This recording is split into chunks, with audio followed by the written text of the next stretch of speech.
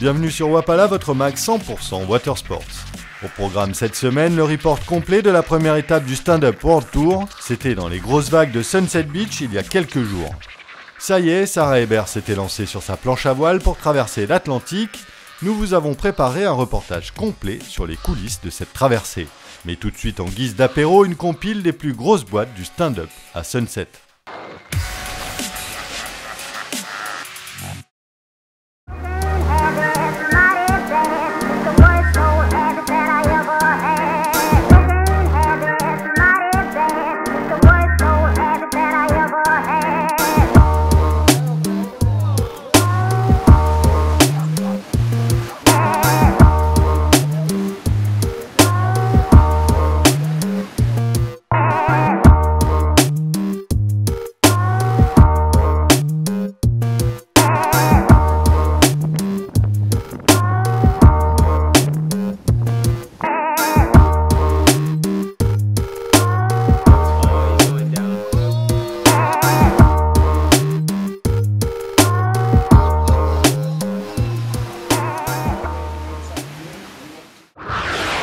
On reviendra à Sunset en fin de magazine pour le résumé de la compète, mais pour l'heure on part au Sénégal pour suivre la traversée de l'Atlantique en windsurf de Sarah Hébert.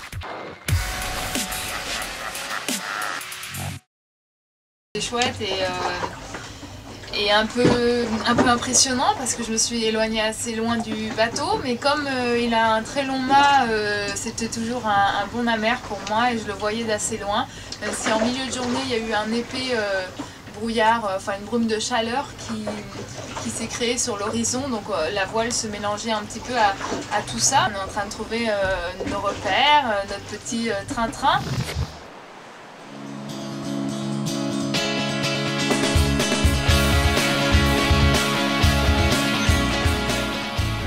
Ça y est, Sarah Hébert s'était lancée de Dakar mercredi 22 février, 4000 km en planche à voile pour rejoindre la Guadeloupe.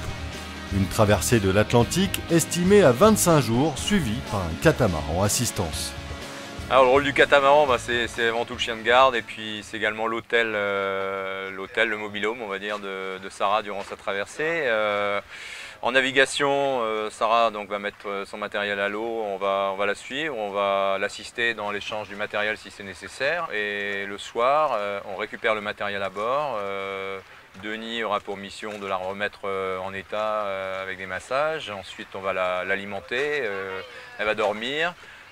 Pendant la nuit, on va essayer de garder une position stationnaire ou en tous les cas de revenir le lendemain matin à la position qu'on aura quittée la veille pour qu'elle puisse repartir du même endroit et continuer sa navigation journalière.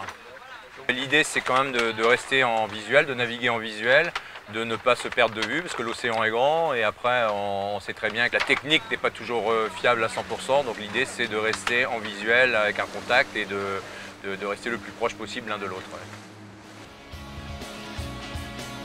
Sarah est aussi accompagnée d'un ostéopathe à ses petits soins pour éliminer la moindre douleur musculaire après de longues heures de navigation. Physiquement, ce sera surtout un entretien et des étirements le soir. Ce sera des conseils, un soutien moral et logistique au niveau de tout ce qui est médical et ce qui est petit bobo. Et bien sûr, la prévention. On est dans la prévention, là, on est avec quelqu'un d'affûté, quelqu'un qui est champion. Et donc, pas question là d'avoir quelqu'un de pathologique. On est dans le 200%, essayer de tirer le meilleur parti des masses musculaires, du mental et de la technique.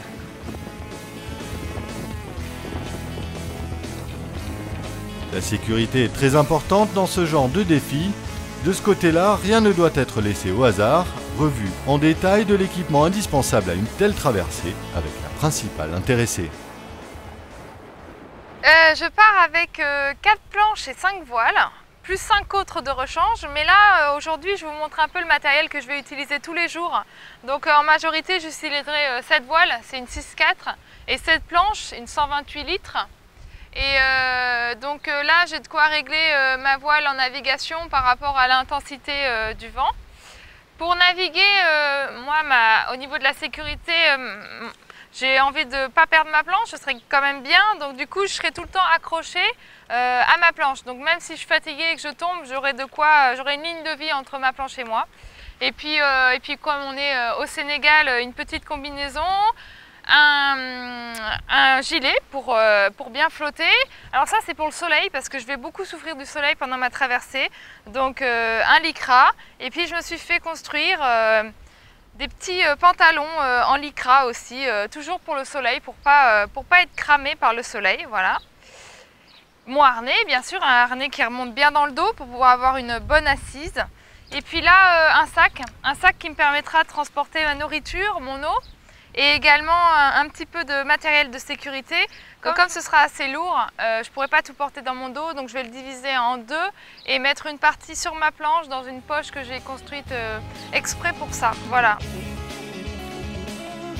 La route est encore longue, il faudra chaque matin se lever et remonter sur sa planche malgré les courbatures et les mains abîmées pour enquiller les 8 heures de navigation quotidienne pour rallier les Antilles dans les temps. Chose promise, chose due, on retourne à Hawaï pour le report complet de la première étape du Stand-Up World Tour.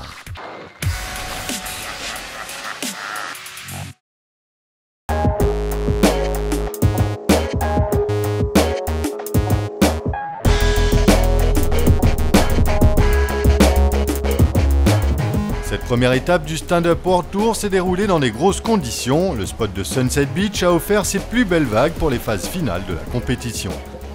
La belle surprise, c'est la bonne perf du jeune français Ben Carpentier qui a gagné sa place en 8e de finale en sortant entre autres le gros Dave Muir. Mais son rêve hawaïen sera stoppé net en quart par un certain Kyle Lenny qui fait parler sa technique et son expérience. Les autres Français, Lafitte et Del Perro, sont bloqués en 8e par des Hawaïens trop forts. Le seul qui domine son sujet, c'est le surfeur de gros Peyo Lizarazu. Son style impressionne et il est comme chez lui, ici à Sunset. En attaquant ses turns backside surpuissants, il remporte toutes ses séries pour se retrouver en finale face à 3 locaux, Lenny, Kalama et Perkins. Malgré tous ses efforts, Peyo s'incline et laisse Lenny et Perkins s'étriper pour la victoire.